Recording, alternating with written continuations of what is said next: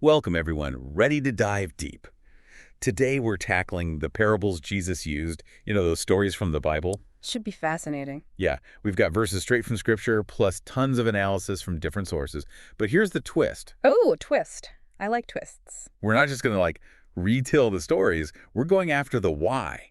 Why did Jesus teach this way? The why. That's where things get really interesting. It's like a window into how he thought, how people learned back then. Exactly. So first things first, got to make sure we're all on the same page, right? What is a parable, officially? You'd think there'd be some straightforward definition, but the sources are kind of vague on that. No textbook answer, huh? Not exactly. But if you look at the verses themselves, it's clear these aren't just any stories. They're like analogies. The analogies, okay. Yeah, using stuff everyone back then would get, everyday things, but they're pointing to these bigger, deeper spiritual truths. Got it. So not just entertainment, but a way to teach. Exactly. And if you look at Matthew 13.34-35, it almost sounds like Jesus wouldn't speak unless it was in a parable. Wow, really? That's serious commitment to a teaching style. Right. And Mark 4.2 backs that up, saying he used parables for lots of his teaching. So this wasn't just a random thing, it was strategic. Deliberate. Okay, now this is where I always get tripped up. Both Mark 4.912 and Luke 8.910, they both say parables were kind of secretive. Yeah, the hidden meaning element. Like hiding the real meaning from some people while revealing it to others. Why do that? Seems counterintuitive if you want to spread a message. Yeah, it's a head-scratcher that's kept people debating for centuries. Some scholars think it was like making people earn their understanding. Work for it. Right, like a spiritual puzzle to solve. You only get the full picture if you put in the effort. Interesting.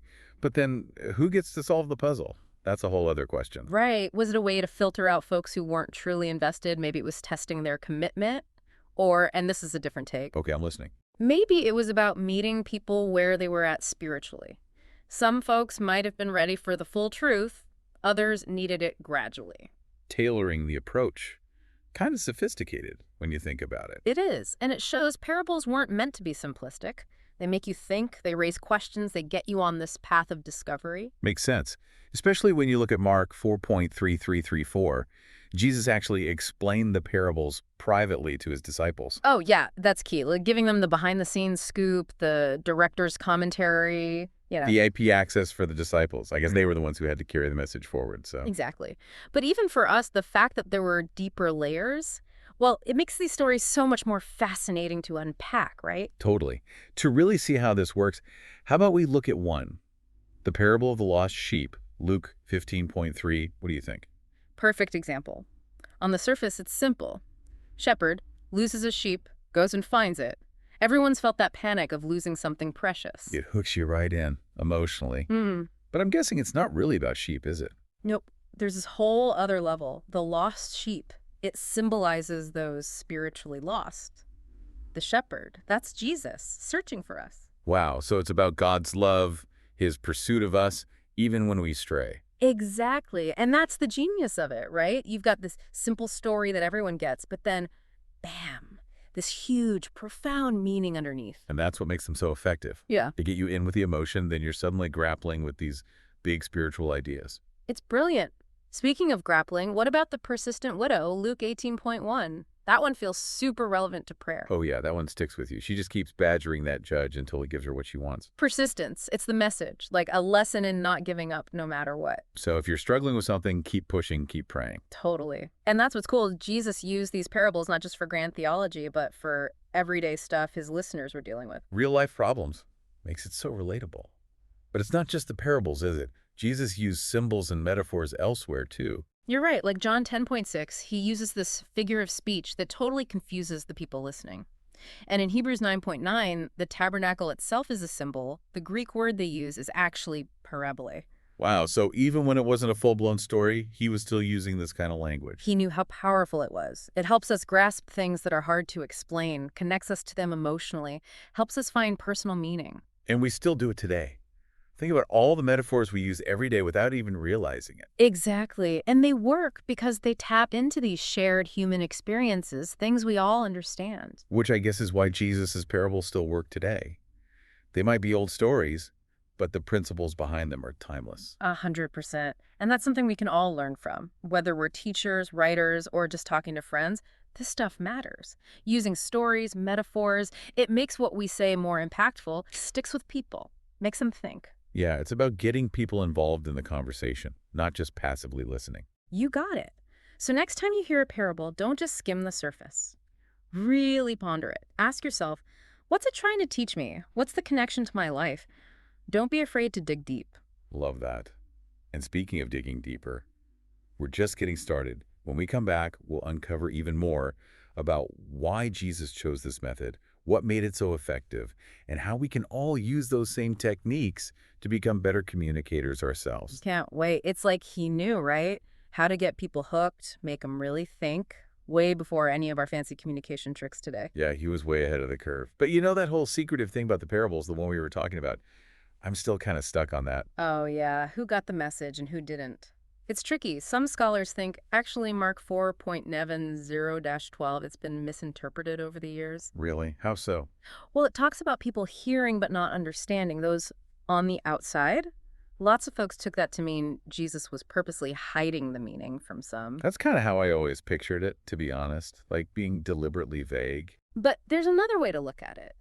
Maybe it wasn't about excluding anyone, but more about encouraging them to, like, lean in. Lean in. Yeah, like the parables were meant to spark curiosity, make people want to figure it out. Not a barrier, but an invitation. Okay, I can see that. Uh-huh.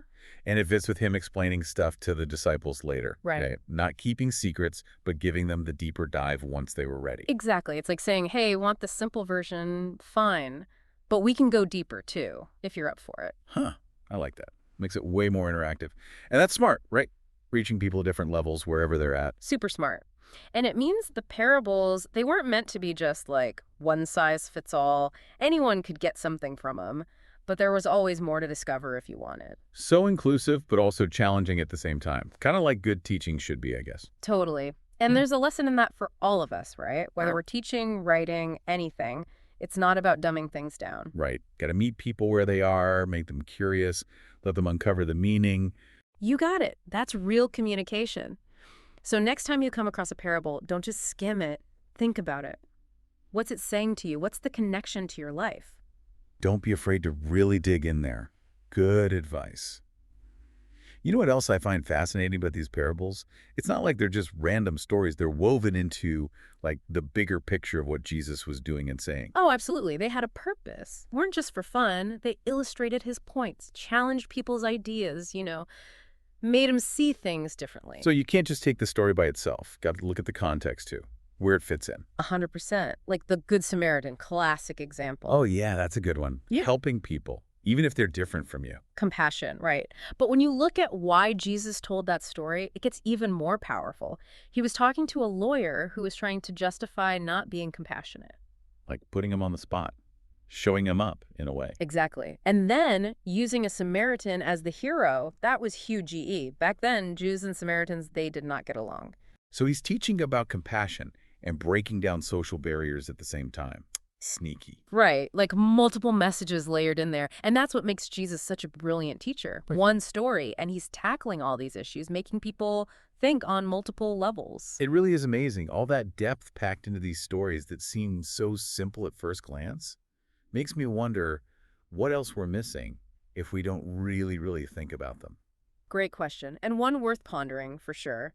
Another thing about the parables, it really is amazing how these stories, from so long ago, they still speak to us today. It's true. It's like there's something timeless about them, something that just clicks with us no matter when we're living. It's the themes, I think. Forgiveness, compassion, second chances. Those are things everyone struggles with no matter what century it is. Yeah, human nature, right. It doesn't really change that much. It's like each parable's got this little nugget of wisdom inside, and if we let it, it can really, change how we see things. I love that image, like a seed that grows. And it's true, stories have this power to shift our perspective, not just about the world, but about ourselves too. And maybe even about, well, something bigger than ourselves. So, big question as we wrap this up. What's the one thing you hope people listening will take away from all this? I'd say it's this. Don't underestimate the power of a good story. Whether it's, one of these parables or something your grandma told you, or even just something you saw on the news. Stories, they can move us, teach us, get us doing things differently. Help us figure out, like, where we fit in, what it all means. Yeah, exactly. And when you find a story that really grabs you, really makes you think, sit with it for a while. Ask yourself, what's it trying to tell me? What's the connection to my life? Good advice. Anytime, not just for reading the Bible. Oh, for sure. Stories are everywhere. We just got to be ready to listen. So, to everyone listening, Yeah. go back to some of the parables we talked about, maybe one that really spoke to you or one that always confused you, and read it again. Think about it with all this new stuff we've learned. Why did Jesus tell that story? What was he getting at? And how does it apply to your life? Right here, right now. Because this deep dive we did, this is just the start, right? Yeah. There's so much more to discover. So keep exploring, keep asking questions, and let those stories work their magic.